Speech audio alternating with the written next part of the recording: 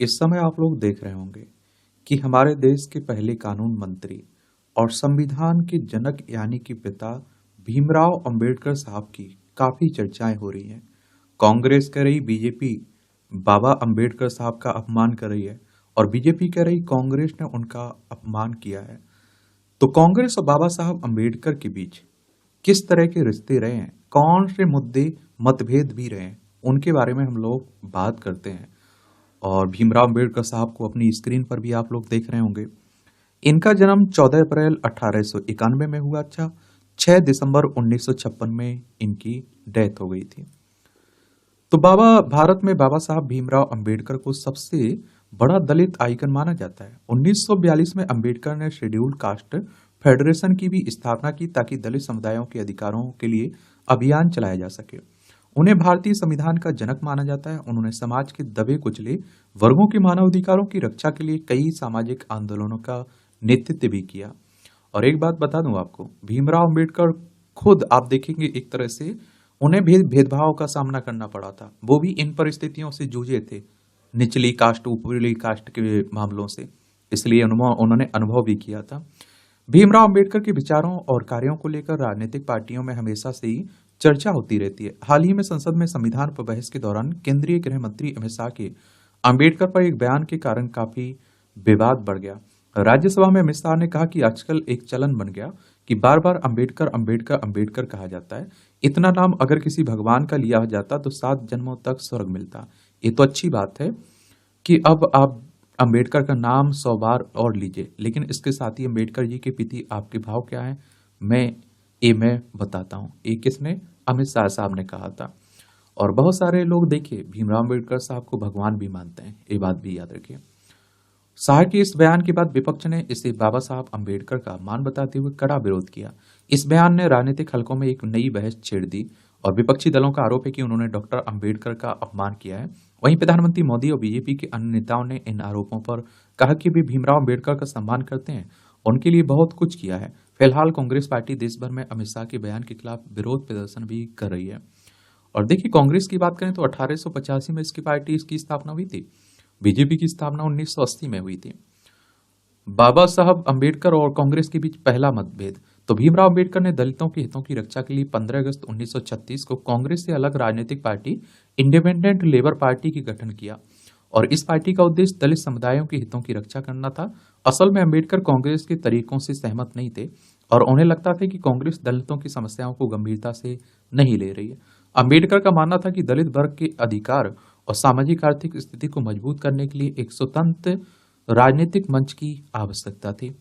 और इसके बाद 1938 में कांग्रेस ने एक विधेयक प्रस्तुत किया जिसमें दलित समुदाय का नाम बदलकर हरिजन रखने का प्रस्ताव था। अंबेडकर ने इस विधेयक की कड़ी आलोचना की। उनका कहना था कि नाम बदलने से समस्या का समाधान नहीं होगा। उनके अनुसार दलितों की असली समस्या सामाजिक भेदभाव और उनके अधिकारों की अनदेखी थी। केवल नाम बदलने से उनकी दशा में कोई सुधार नहीं होगा। यह टकराव कांग्रेस और अंबेडकर की विचारधारा के अंतर को दर्शाता है। आजादी के बाद अंबेडकर और कांग्रेस के बीच मतभेद। आजादी के बाद डॉक्टर अंबेडकर और कांग्रेस के बीच असली मतभेद की शुरुआत तब हुई जब भीमराव अंबेडकर ने नेहरू की सरकार में मंत्री बनने के बावजूद कई मुद्दों पर असहमतियां जताई।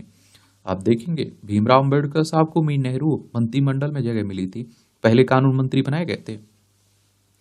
डॉक्टर भीमराव अंबेडकर को नेहरू की पहली कैबिनेट में कानून न्याय मंत्री के रूप में नियुक्त किया गया था, लेकिन अंबेडकर का मंत्री पद पर रहना ज्यादा समय तक नहीं रहा। 1991 में उन्होंने अपनी मंत्रिमंडल से इस्तीफा दे दिया। इसका कारण था कि हिंदू कोड बिल को पारित न होना और जिसे उन्होंने हिंदू महिलाओं द्वारा झेले जा रहे अन्याय को समाप्त करने के लिए पेश किया था। यह बिल जनसंघ के श्यामा प्रसाद मुखर्जी, कांग्रेस के हिंदू रूढ़िवादी नेताओं और आरएसएस के विरोध के कारण पारित नहीं हो सका था।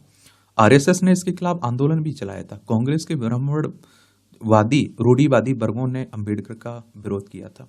तो उस समय आप देखते हैं कि आरएसएस ने भी विरोध किया था। राष्ट्रीय स्वयंसेवक संघ ने बीजेपी का सहयोगी माना जाता है। इसके बाद अलावा डॉक्टर अंबेडकर कश्मीर के विशेष दर्जे और भारतीय संविधान में जम्मू कश्मीर के लिए अनुच्छेद 370 के प्रावधान से असहमत थे। उन्होंने इसे भारत की संप्रभुता के खिलाफ माना, इससे संविधान में शामिल करने के खिलाफ थे। साथ ही नेहरू सरकार की भारत की विदेश नीति पर भी सवाल उठाए। वह भारतीय विदेश नीति को और ज्यादा स्वतंत्र और लोकतांत्रिक बनाने के पक्षधर थे, जो नेहरू के विचारों से मेल नहीं खाता था। अंबेडकर बनाम कांग्रेस 1952 के पहले आम चुनाव में टक्कर। तो 1952 में हुए भारत के पहले आम चुनाव में डॉक्टर अंबेडकर कांग्रेस पार्टी की भी जोरदार टक्कर हुई। इतिहासकार रामचंद्र गुहा ने democracies biggest Gamble India's first free election in 1952 नामक लेख में लिखा कि अंबेडकर ने इस दौरान कांग्रेस पर निचली जातियों के उत्थान के लिए कुछ न करने का आरोप लगाया था। गुहा के अनुसार अंबेडकर ने कहा था, यह वही पुरानी तानाशाही है, वही पुराना उत्पीड़न, वही पुराना भेदभाव। आजादी मिलने के बाद कांग्रेस पार्टी एक धर्मशाला में बदल गई, जहां सिद्धांतों की कोई जगह नहीं है और यह सभी प्रकार के लोगों के लिए खुली है, चाहे वे मूर्ख हों या धूर्त हों, दोस्त हों या दुश्मन, सांप्रदायिक हों या फिर धर्मनिरपेक्ष। अक्टूबर 1951 से फरवरी 1952 के बीच हुए इन चुनाव में अंबेडकर ने बॉम्बे नॉर्थ सेंट्रल से चुनाव लड़ा था। अशोक मेहता के नेतृत्व वाली सोशलिस्ट पार्टी ने उनका समर्थन किया। यह एक दोहरी सदस्यता वाला निर्वाचन क्षेत्र था, जहां एक सामान्य उम्मीदवार और एक अनुसूचित जाति जनजाति का उम्मीदवार एक ही सीट से चुनाव लड़ते थे।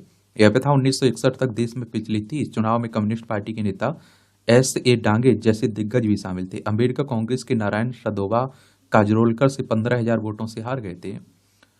तो इसे भी कहते हैं कि बाबा साहब अम्बेडकर का कांग्रेस ने अपमान किया, क्योंकि उनके खिलाफ एक उम्मीदवार दे दिया था और कांग्रेस के उम्मीदवार ने बाबा अम्बेडकर को हरा दिया था। अंबेडकर ने चुनाव नतीजों में गड़बड़ी का आरोप भी लगाया था। 1952 के चुनाव में हारने के बाद अंबेडकर ने चुनाव परिणामों पर सवाल उठाए थे।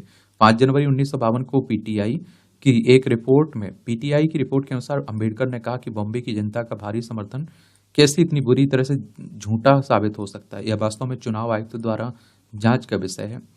अंबेडकर और अशोक मेहता ने मुख्य चुनाव आयुक्त के पास एक संयुक्त चुनाव याचिका दायर की थी, जिसमें उन्होंने चुनाव परिणाम को निरस्त करने की मांग की और इसे अमान्य घोषित करने की अपील की। उनका दावा था कि चुनाव में 74,333 बैलेट पेपर को अस्वीकृत कर दिया गया था, उन्हें गिना नहीं गया था। चुनाव आयोग की बात करें तो इलेक्शन कमीशन ऑफ इंडिया की बात हो रही है। एक संवैधानिक संस्था है। संविधान के अनुच्छेद 324 के तहत चुनाव आयोग की स्थापना की बात की गई। 25 जनवरी 1950 में स्थापना हुई थी। 25 जनवरी को आप लोग मतदाता दिवस मनाते हैं। नई दिल्ली में हेडक्वार्टर देखने को मिलेगा। सुकुमार सेन पहले मुख्य चुनाव आयुक्त थे। विधानसभा, राज्यसभा, लोकसभा, राष्ट्रपति, उपराष्ट्रपति के चुनाव की देखभाल भारतीय निर्वाचन आयोग करवाता है। समाजशास्त्री गैल ओम्बेट ने अपनी किताब अंबेडकर टूवर्ड्स एन एनलाइटेंट इंडिया में इस बारे में लिखा है कि 1952 में समाजवादियों और दलितों दोनों का प्रदर्शन आप देखते हैं कि खराब रहा। अंबेडकर खुद अपने गढ़ बॉम्बे में हार गए। उन्होंने इस हार के लिए कम्युनिस्टों को जिम्मेदार ठहराया। वास्तव में कम्युनिस्टों और अंबेडकर के वोट बैंक के एक ही इलाके में थे, कपड़ा मिलें, जहां दलित और ओबीसी लंबे समय से बसे हुए थे, काम करते थे। 1954 में दूसरी बार वो चुनाव हारे। पहले चुनाव में हार के बाद भी कांग्रेस ने अंबेडकर को राज्यसभा का सदस्य नियुक्त किया, लेकिन अंबेडकर को यह पसंद नहीं आया। उन्होंने अपने पुराने दुश्मनों पर निर्भरता को नापसंद किया। लोकसभा में फिर से एंट्री की कोशिश की। कांग्रेस ने उन्हें राज्यसभा सदस्य बनाने की आप देखते हैं नियुक्त किया था। तो 1954 में कांग्रेस यही तो कहती रहती, भैया हारने के बाद भी हमने राज्यसभा उन्हें भेजने की कोशिश की, हमने पहले मंत्रिमंडल में जगह भी दी, तो हमने तो सम्मान दिया। और बीजेपी कहती है नहीं, आपने भारत रत्न नहीं दिया, उनके खिलाफ उम्मीदवार खड़ा किया।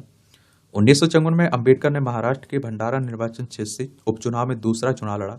इस बार वह कांग्रेस उम्मीदवार से लगभग 8,500 वोटों से हार गए। जीवनी लेखक धनंजय कीर ने अपनी किताब doctor Ambedkar life and mission में लिखा है कि इस चुनाव अभियान के दौरान अंबेडकर ने नेहरू के नेतृत्व पर सीधा हमला किया, खासकर उनकी विदेश नीति की आलोचना की। कांग्रेस ने कभी डॉक्टर अंबेडकर को उनका हक नहीं दिया। कांग्रेस पार्टी ने कभी भी डॉक्टर अंबेडकर को उनका उचित सम्मान नहीं दिया। साल 1952 में हुए पहले लोकसभा चुनाव में उन्हें हरा दिया गया था। तमिलनाडु बीजेपी के एक वरिष्ठ नेता डॉक्टर HV हांडे की किताब Ambedkar and the making of the Indian constitution में बताया गया है कि कैसे अंबेडकर को संविधान सभा में शुरुआत में भेजे गए 296 सदस्यों में जगह नहीं मिल पाई। अब देखिए, दोनों अपने वो जो अपमान की बात करते हैं वो भी अपने तर्क देते हैं, जो सम्मान की बात करते हैं वो भी अपने तर्क देते रहते हैं।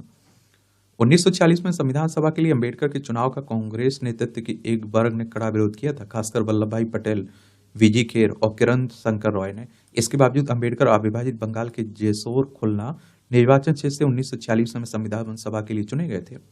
जब पूर्वी बंगाल के एक दलित नेता ने खुद का नाम वापस ले लिया था, तब जाकर अंबेडकर के लिए संविधान सभा में एक सदस्य के रूप में एंट्री का रास्ता साफ हुआ था। वे महात्मा गांधी ही थे जिन्होंने जवाहरलाल नेहरू को अपने मंत्रिमंडल में अंबेडकर को शामिल करने के लिए राजी किया था। मुस्लिम लीग के सहयोग से संविधान सभा पहुंचे अम्बेडकर। 1946 के प्रांतीय चुनाव में शेड्यूल कास्ट फेडरेशन ने चुनाव लड़ा, लेकिन बॉम्बे निर्वाचन क्षेत्र से डॉक्टर अम्बेडकर को जीत दिलाने में असफल रही। बंगाल के एक अनुसूचित जाति संघ नेता जोगेंद्र नाथ मंडल ने खुलना से अम्बेडकर के लिए जगह बनाने के लिए अपनी सीट से इस्तीफा दे दिया। तब अम्बेडकर ने मुस्लिम लीग की मदद से यहाँ से चुनाव लड़ा था। खुलना पूर्वी बंगाल में था, जो आज बांग्लादेश में है। मुस्लिम समर्थन के कारण ही अम्बेडकर संविधान सभा में पहुंचे थे। 9 दिसंबर 1946 को अम्बेडकर आधिकारिक तौर पर संविधान सभा में शामिल हुए थे। हालांकि चूंकि खुलना पूर्वी बंगाल में था, इसलिए 1947 में विभाजन के बाद भारतीय संविधान सभा में डॉक्टर अम्बेडकर की सदस्यता रद्द कर दी गई थी और संविधान सभा से बाहर हो गए थे। अम्बेडकर संविधान सभा में वापस कैसे आए? यहाँ कहानी का में एक मोड़ आता है। अम्बेडकर ने ब्रिटिश प्रधानमंत्री से अपील की और संविधान सभा में वंचित समुदायों की उचित भागीदारी न होने पर चिंता व्यक्त की थी। ब्रिटिश पीएम ने हस्तक्षेप किया और निर्देश दिया कि कांग्रेस डॉक्टर अम्बेडकर की संविधान सभा में उपस्थिति सुनिश्चित करें, अन्यथा यह अनुसूचित जाति और समुदाय के साथ बहुत बड़ा अन्याय होगा। इसके बाद डॉक्टर राजेंद्र प्रसाद, बीजी खेर जैसे प्रमुख कांग्रेसी नेताओं ने अम्बेडकर के संविधान सभा में फिर से प्रवेश का समर्थन किया था। हालांकि शुरुआत में मतभेद थे, लेकिन गांधी और नेहरू बाद में भी डॉक्टर भीमराव अम्बेडकर के विशाल अनुभव के कारण सहमत हो गए थे। कांग्रेस के डॉक्टर एम.आर. जैकर ने बॉम्बे निर्वाचन क्षेत्र से अपनी सीट छोड़ दी थी, जिससे अम्बेडकर को फिर से चुनाव लड़ने संविधान सभा में लौटने का अवसर मिला था। अब कांग्रेस कहती है, भैया लीजिए, हमने सम्मान दिया, अपनी सीट खाली करवा के उन्हें चुनाव लड़ाया। इस बार उन्हें मुस्लिम लीग से कोई समर्थन नहीं मिला। अम्बेडकर को बंगाल से चुनाव लड़ने की मजबूरी। भीमराव अम्बेडकर को बंगाल से चुनाव लड़ने के लिए मजबूर किया गया, जबकि उनका वहां से कोई विशेष जुड़ाव नहीं था। इसका कारण यह था कि उन्हें अपने गृह राज्य बॉम्बे या मुंबई में पर्याप्त समर्थन नहीं मिल रहा था। 1940 के दशक में अम्बेडकर और कांग्रेस के बीच अनुसूचित जाति के अधिकारों और प्रतिनिधित्व को लेकर कड़ा टकराव था। अम्बेडकर कांग्रेस की नीतियों के कड़े आलोचक थे, और क्योंकि आप देखिए, उनका मानना था कि कांग्रेस की नीतियां अनुसूचित जाति के हितों के खिलाफ थी। कांग्रेस पार्टी के नेताओं ने इस विरोध को गंभीरता से लिया। सरदार पटेल ने व्यक्तिगत रूप से बॉम्बे कांग्रेस को निर्देश किया कि वे मजबूत दलित उम्मीदवार का चयन करें, जो अम्बेडकर उनके उम्मीदवार को हराएं। अब आप देखिए, अब सरदार वल्लभ भाई पटेल कांग्रेस के नेता रहे। ऐसा लगता है बीजेपी कह रही है कि हमारे नेता हैं वे। बीजेपी कहती रहती है ना। अब आप देखेंगे, भीमराव अम्बेडकर साहब, हर कोई कहता रहता है वो हमारे नेता, हमारे नेता है, हमारे नेता है। ये सब चलता रहता है राजनीति में। राजनीतिक दुश्मनी के बावजूद सहयोग। तो इस राजनीतिक दुश्मनी के बावजूद संविधान सभा में आने के बाद डॉक्टर अम्बेडकर ने अपने कांग्रेस सहयोगियों के साथ मिलकर भारतीय संविधान का मसौदा तैयार करने में अहम भूमिका निभाई। अम्बेडकर का नजरिया उनके साथ काम कर रहे कांग्रेस के नेताओं के लिए चौंकाने वाला था। उन्होंने संविधान निर्माण के काम को बहुत अच्छे और तर्कसंगत तरीके से किया। माना जाता है कि कई कांग्रेस नेताओं का दृष्टिकोण उनके प्रति नरम हो गया। पहले क्या था कि मतभेद थे, मनभेद नहीं थे उस समय के नेताओं के। संविधान सभा में अम्बेडकर ने यह साबित कर दिया कि उनका मुख्य उद्देश्य देश के सभी वर्गों के लिए एक समान और न्यायपूर्ण संविधान तैयार करना था। राजनीतिक मतभेदों के बावजूद उन्होंने अपने कर्तव्यों को पूरी जिम्मेदारी सहयोग के साथ निभाया। इसी वजह से उनके आलोचक भी उनकी कार्यशैली की सराहना करने लगे। 6 दिसंबर 1956 को डॉक्टर अम्बेडकर का निधन हो गया। उनका जीवन संघर्षों से भरा, लेकिन उन्होंने कभी हार नहीं मानी और दलितों के उत्थान के लिए अपना पूरा जीवन समर्पित कर दिया। शायद इसी वजह से अम्बेडकर की विरासत आज भी लाखों लोगों को प्रेरित करती है। और हर कोई कहता रहता है ना कि भीमराव अम्बेडकर साहब हमारे, भीमराव अम्बेडकर साहब हमारे। तो ये भी याद रखिए, 1990 में इन्हें भारत रत्न दिया गया था, ये भी याद रखिएगा। मेरे लिए कोई सवाल हो, सुझाव हो तो बता सकते हैं आप लोग। धन्यवाद।